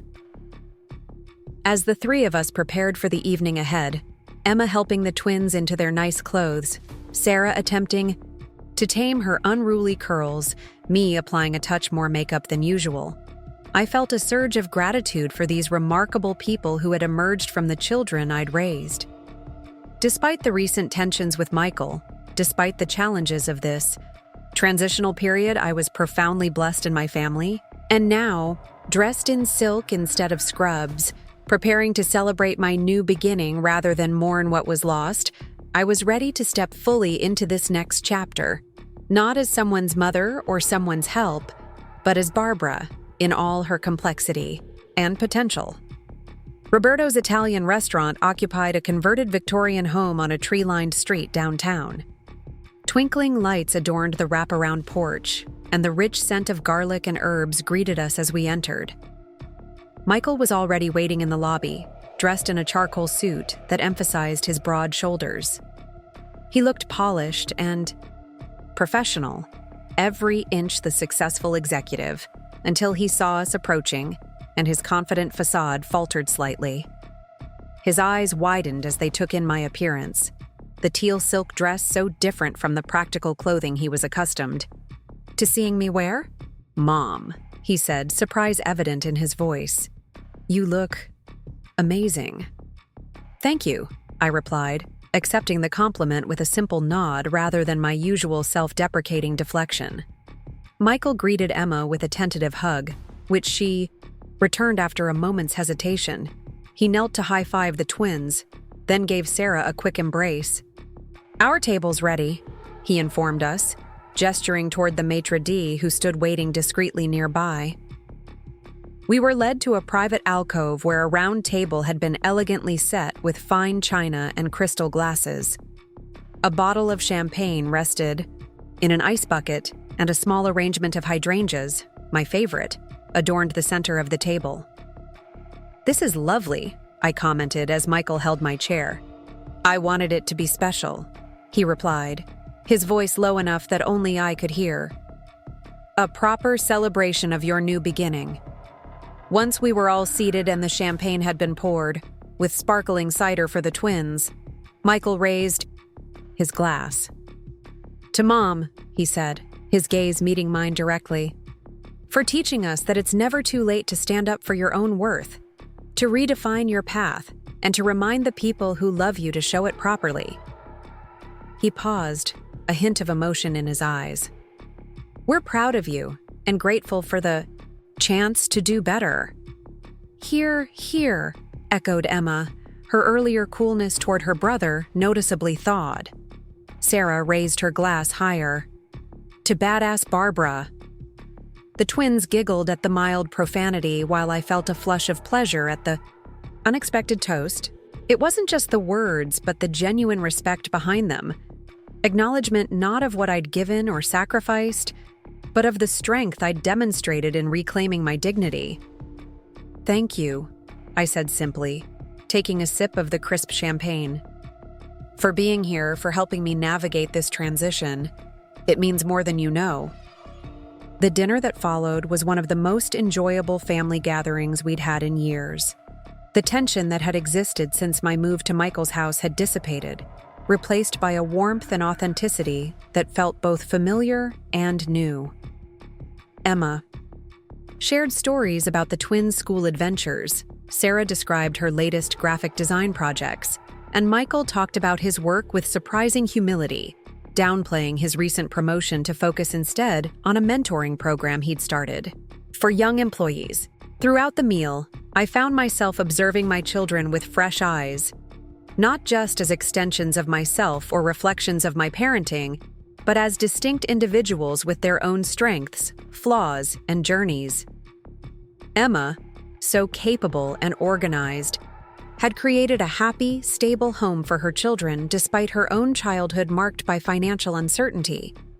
Sarah, creative and empathetic, expressed herself through art and cultivated deep, meaningful friendships. And Michael, ambitious and sometimes too focused on appearances, was showing genuine remorse and a willingness to change. They were imperfect, complex human beings, just as I was. The realization was both obvious and profound. As dessert was served, tiramisu for the adults, gelato for the twins, Michael cleared his throat. "I have something else to add to our celebration," he announced, reaching into his jacket pocket. He withdrew a small box wrapped in silver paper and ribbon. "This is for you, Mom. A housewarming gift of sorts." I accepted the package with curiosity. It was too small to be household goods or decorative items, about the size of a jewelry box. Carefully unwrapping it, I found a velvet case containing a delicate silver key on a chain. "It's beautiful," I said, lifting it out to examine the intricate filigree work. "But I don't understand." "It's symbolic," Michael explained. "After our disagreement, I did a lot of thinking about boundaries and respect, about how I'd made assumptions about your independence, your space. He gestured to the key. This represents my promise that you'll always have your own key to your own place, whether that's at Parkview or anywhere else. Your space, your rules, your life. The thoughtfulness of the gift touched me deeply. It wasn't extravagant or ostentatious, but it addressed the core issue that had precipitated our conflict, my right to autonomy and dignity. "Thank you," I said, genuinely moved. "This means a great deal to me." Emma leaned over to examine the key. "That's actually really lovely, Mike," she conceded, the use of his childhood nickname another sign of thawing relations. "The jeweler engraved something on the back," Michael added. I turned the key over to find a single word etched into the silver: dignity. My eyes met his across the table, and I saw that he truly understood what our conflict had been about. Not just hurt feelings or misunderstandings, but a fundamental need to be recognized as a whole person deserving of respect. "Perfect," I said, softly. Sarah helped me fasten the necklace, the key resting just below my collarbone like a talisman. The weight of it felt right, a reminder of lessons learned and boundaries established. As dinner concluded and we prepared to leave, Michael drew me aside. "There's one more thing," he said hesitantly. "I've been thinking about what you said, about not wanting financial help but being open to partnership." I nodded, curious about where this was leading. "I'd like to propose a different kind of arrangement for when you visit," he continued. "Not as a guest or help, but as family with clear boundaries. You'd have the converted office as your space, complete privacy, no expectations about housekeeping or cooking." "That sounds reasonable," I acknowledged. "And," he added, "I'd like to hire a proper cleaning service, paid entirely by me, so neither of us has to worry about household maintenance." The suggestion showed thoughtfulness and a genuine attempt to address the issues that had arisen during my stay at his house. "I appreciate that," I said, "and I'd be happy to visit under those conditions. Not immediately, but once I'm settled at Parkview and we've both had some time to reset our relationship." Relief washed over his features. "That's all I ask, a chance to rebuild on new terms." As we rejoined the others, I felt a sense of cautious optimism. The path forward with Michael would require sustained effort on both our parts. Him respecting my independence, me establishing clear boundaries, but tonight had shown that reconciliation was possible. Outside the restaurant, the evening air was mild with the promise of spring. The twins, energized by gelato and the excitement of a family gathering, chased each other in circles on the sidewalk while Emma called half-hearted warnings about their good clothes. "They're fine," I assured her, smiling at their exuberance. "Clothes can be cleaned. Let them play." She looked surprised by my relaxed attitude. I'd always been the one cautioning about stains and tears when my children were young, but she nodded and let them continue their game. We said our goodbyes with plans to meet again the following day for brunch before Emma and the twins had to catch their flight home. Michael hugged me warmly, whispering another thank you in my ear before stepping back. "I'm proud of you, Mom," he said, the words simple but sincere. "I'm proud of us both," I replied, "for finding a better way forward." The drive back to Sarah's apartment was filled with animated conversation as Emma and Sarah dissected the eye. Evening, analyzing Michael's demeanor and the significance of his gestures. "The key was a nice touch," admitted Emma. "Very symbolic." "And did you see his face when he first saw Mom in that dress?"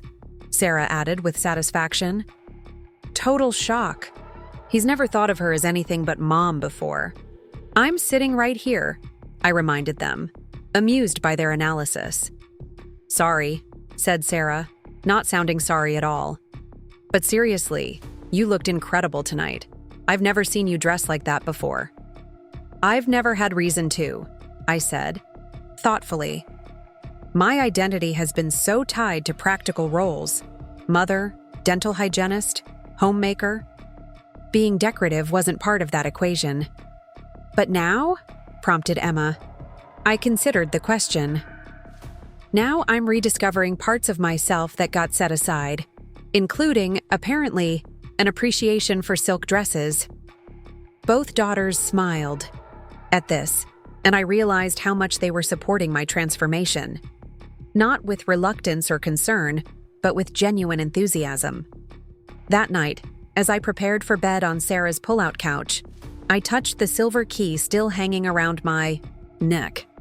Such a small object, yet laden with meaning. A symbol of Michael's understanding, yes, but also of my own journey toward reclaiming my dignity and redefining my place in the world. I had entered this transition period with uncertainty and hurt, but I was emerging with something precious, a clearer sense of self, stronger boundaries, and a family dynamic that, while still evolving, was based on mutual respect rather than automatic assumptions. The following morning brought another pleasant surprise. As Sarah, Emma, the twins, and I were finishing breakfast, my phone pinged with a text from Amelia Harris. "Book club ladies wondered if you'd like to join us for coffee at Le Petit Café at 11. No pressure, but would love to see you before you head to your daughters." I hadn't mentioned to Amelia that I was staying at Sarah's, which meant Michael must have told her about my new living arrangements. The realization that he was speaking about me with respect to his neighbors, quite a change from introducing me as the maid, was heartening. "Do you mind if I skip part of brunch to meet some friends?" I asked Emma. "The book club ladies." "Want to have coffee?" "The fancy neighbors?" Sarah looked surprised. "Sure, we can do brunch earlier." "They're not just fancy neighbors," I corrected. "They're actually interesting women with their own stories. I enjoyed their company." Emma's eyebrows rose slightly. "New friends at this stage of the game? Look at you, social butterfly." Laughed at her teasing. "It's hardly a social whirlwind. Just coffee with some women who share my interest in books." "I think it's great," said Sarah decisively. "Mom's building her new life already." We arranged for an early brunch at a cafe near the airport, which would allow me to slip away for coffee with the book club ladies before Emma's departure. As we ate Belgian waffles and sipped strong coffee, I found myself thinking about the weeks ahead, the move to Parkview, setting up my new apartment, establishing routines that reflected my preferences rather than accommodating others' needs. "What are you thinking about?" asked Emma, noticing my momentary abstraction. "The future," I replied. "It feels full of possibility." She nodded, understanding in her eyes. "It is. You know, when Dad left, I remember being so afraid for you. You seemed so defined by being our mother. I worried what would happen when we all grew up and moved out." "I worried about that too," I admitted. "My identity was so wrapped up in caring for you three." "But look at you now," she said, genuine admiration in her voice. "Creating a whole new chapter for yourself." "Better late than never," I quipped. 57 isn't late, Mom," she echoed my own words back to me. "It's just getting started." After brunch, I hugged Emma and the twins goodbye, promising to visit Arizona once I was settled at Parkview. Watching them head toward the security checkpoint, I felt the familiar pang of separation, but not the hollow emptiness that had sometimes accompanied goodbyes in the past.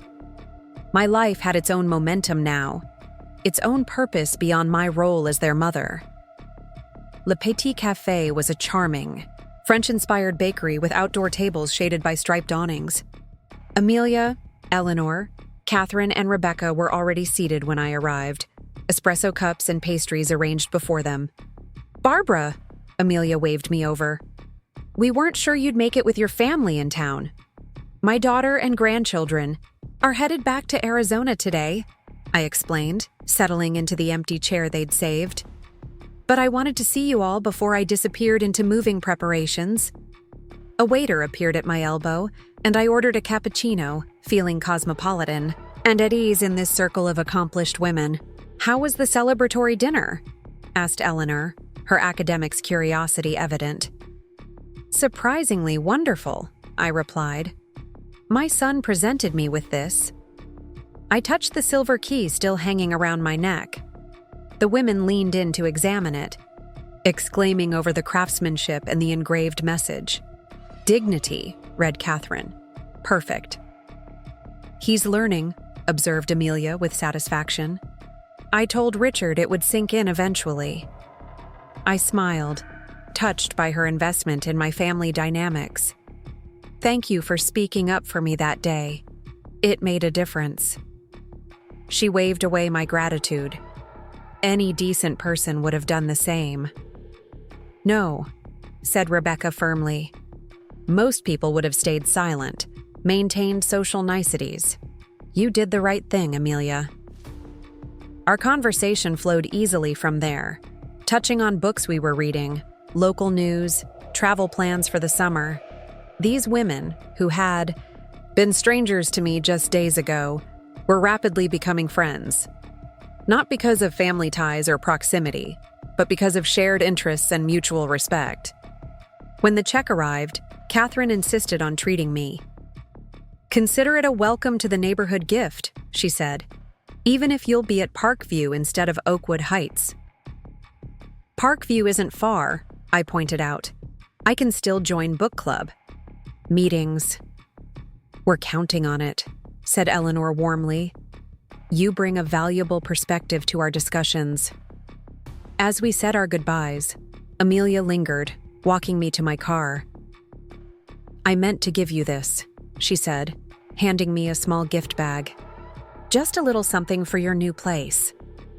Inside was a beautiful ceramic vase in shades of teal and blue. "For your garden flowers," she explained. "You mentioned you'd have a plot at Parkview." "It's lovely," I said, genuinely touched by the thoughtfulness of the gift. "Thank you."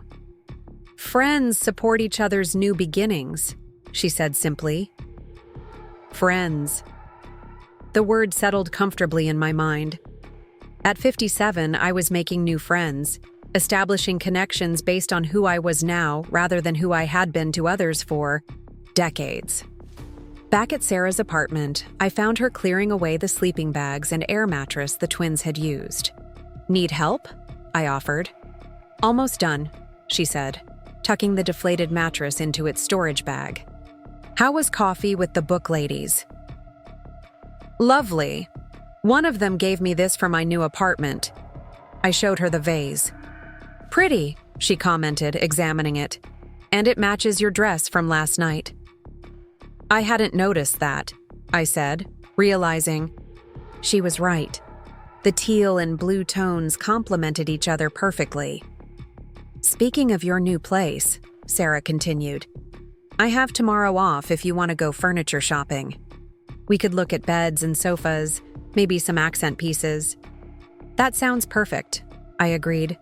Michael mentioned wanting to help with that too. "Maybe he could meet us?" Sarah's eyebrows rose slightly. "You're really giving him a second chance." "Huh?" I considered her question carefully. "I'm giving our relationship a second chance," I clarified. "But on new terms, with clear boundaries." She nodded, seeming satisfied with this distinction. "Well, I'll be there to run interference, if needed. No more Maid comments on my watch." The rest of the day passed quietly. Sarah worked on design projects while I read more of The Dutch House, finding even deeper resonance in its themes of family, home, and identity, now that I'd discussed it with the book club. That evening, as we shared a simple dinner of soup and sandwiches, Sarah asked about my plans for the week ahead. "Furniture shopping tomorrow," I began, counting off on my fingers. "Work Tuesday through Friday. Meeting with the Parkview manager on Wednesday to sign final paperwork and get my move-in date. Then I suppose it's packing what I have here and preparing for the actual move." "Busy lady?" Sarah commented. "Need help with any of it?" "Just moral support," I assured her. "And maybe muscle power on moving day." She nodded. "You got it. And Mom, I'm really proud of how you're handling all this." "Thank you, sweetheart." I mean it, she insisted. When Michael first talked you into selling your house, I was so angry. I thought he was taking advantage of you, and you were just going along with it because that's what you always did. Put everyone else's needs first. Her assessment was uncomfortably accurate. But instead, she continued, you turned it into something empowering. You're not just surviving this change, you're thriving in it. I smiled, recognizing the truth in her words. What had begun as a painful episode, feeling unseen and unappreciated in Michael's home, had catalyzed a profound transformation in how I viewed myself and my relationships. I couldn't have done it without your support, I told her. Having a safe place to land when I left Michael's made all the difference. She waved away my gratitude. You would have figured something out regardless. You're resourceful that way. But I'm glad I could help. That night, I lay awake on the pull-out couch, reflecting on the eventful weekend.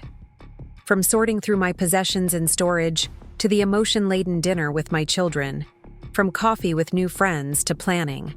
The practical details of my upcoming move, every moment had reinforced my decision to forge a new path. The silver key rested on the nightstand, catching moonlight from the window. Such a powerful symbol, dignity. Not just a word engraved on metal, but a principle to live by. A reminder that respect, from others and for oneself, was not optional, but essential. Monday dawned clear and bright, perfect weather for furniture shopping. Michael met Sarah and me at a large home furnishing store near the mall, his expression eager as he joined us at the entrance.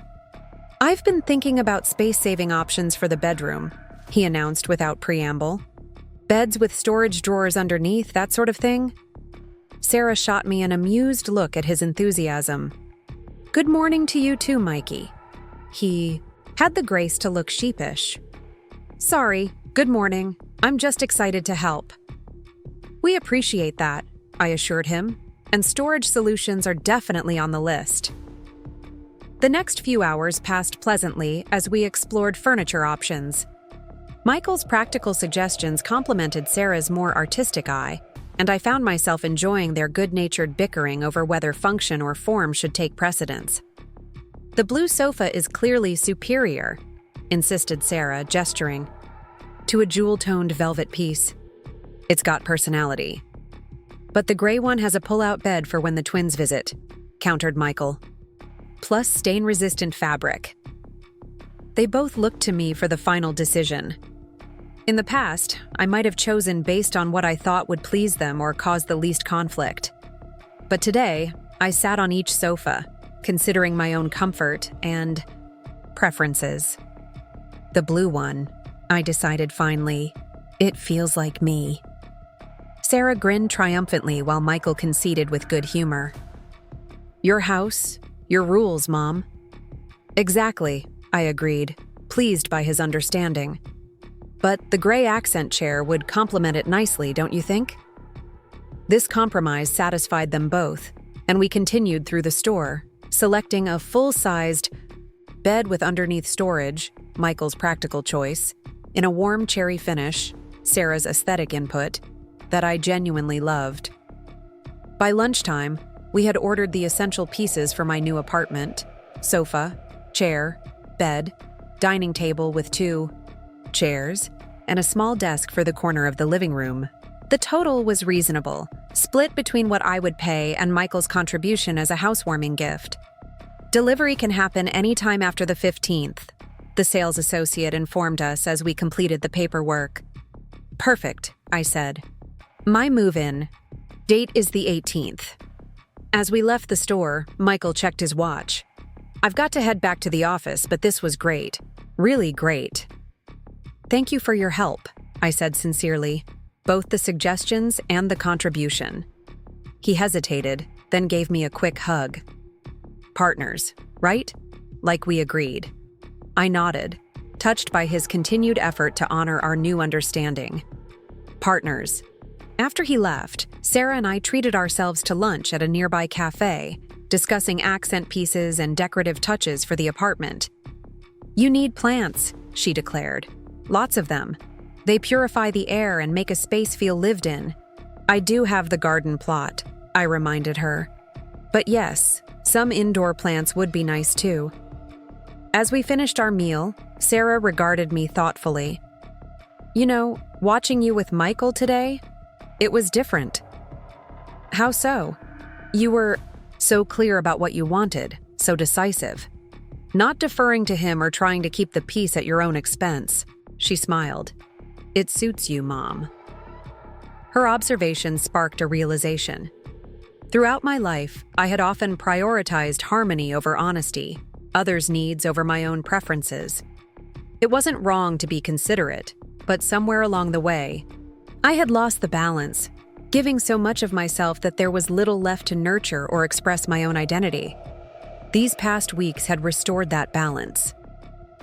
From the moment I handed Michael that contract outlining my value as a professional housekeeper, I had been reclaiming pieces of myself that had been subsumed by caretaking roles. The woman who wore silk dresses and made new friends, who chose blue velvet sofas because they felt like me, who established clear boundaries with her adult children, she had always existed within me. She had just been waiting for permission to emerge, to breathe, to live fully in the light of her own dignity. As Sarah and I walked back to her car, I felt a profound sense of gratitude for this unexpected journey. What had begun as a painful dismissal, being introduced as the Maid to strangers, had ultimately led to liberation.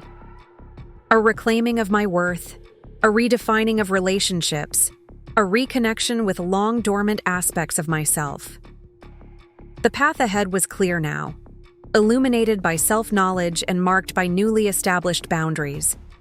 I would move into my apartment at Parkview, create a space that reflected my tastes and needs, cultivate my garden plot, and build a community of friends who saw me as I truly was. I would visit Michael on my own terms, with my dignity intact and his respect assured. I would travel to Arizona to spend time with Emma and the twins, no longer fearing the empty return to an identity solely defined by motherhood. I would continue my work as a dental hygienist, taking pride in both my professional competence and the genuine connections I formed with patients. And in all these roles and relationships, I would carry with me the lessons so powerfully learned: that dignity was not negotiable, that worth was inherent rather than earned through service, that setting boundaries was an act of self-respect, essential to genuine love. The silver key around my neck caught the sunlight as we reached Sarah's car, not just a symbol of Michael's understanding, but a reminder of the door I had opened for myself, to a new chapter, a fuller expression of who I was and could become. At 57, with the wisdom of experience and the courage to change, I was just getting started. Up next, you've got 2 more standout stories right on your screen. If this one hit the mark, you won't want to pass these up. Just click and check them out.